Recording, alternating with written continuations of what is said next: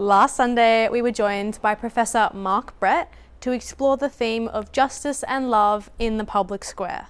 Mark highlighted Pastor Doug Nichols as an impactful individual who represents this theme. Pastor Doug made such a remarkable impact on Australian history, not just as a pastor, but within Aboriginal rights and justice. He is even honoured with a statue right outside Victorian Parliament.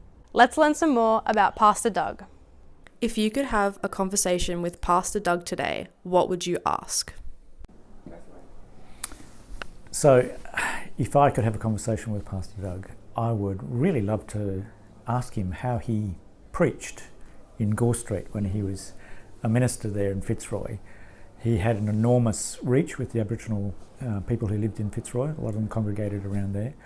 Enormous grasp on the history of the struggle of Aboriginal people, not only in Victoria but elsewhere. So I'd really love to know how he preached. What does the life of Pastor Doug and Lady Gladys teach us about righteousness and justice?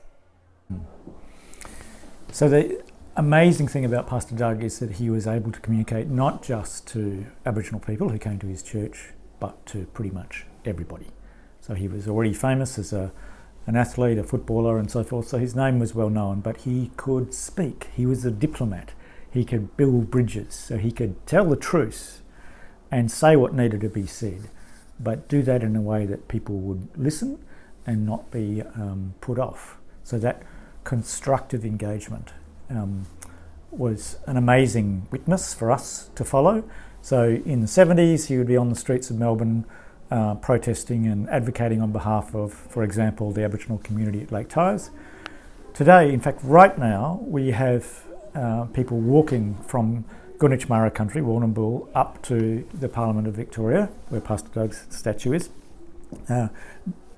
bringing attention, public attention to the Europe Justice Commission report on the history of our state, the truth-telling that needs to happen as we move into the process whereby a statewide treaty is initially secured with Aboriginal people, and then smaller treaties, more local treaties with the First Nations groups across Victoria. So we have a mix of Aboriginal people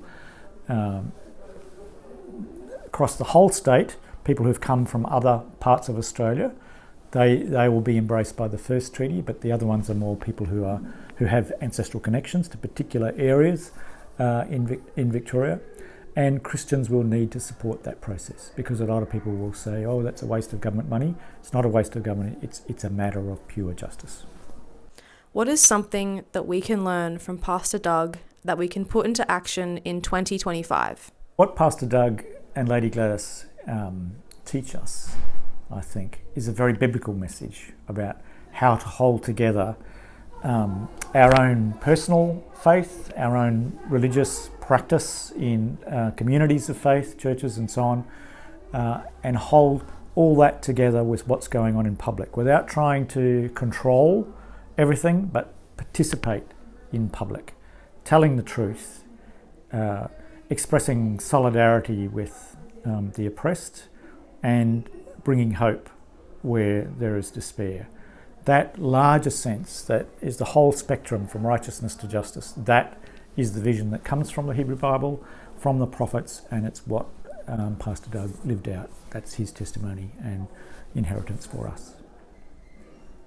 Thank you, Professor Mark Brett, for your very thoughtful insights, and we will see you next Sunday.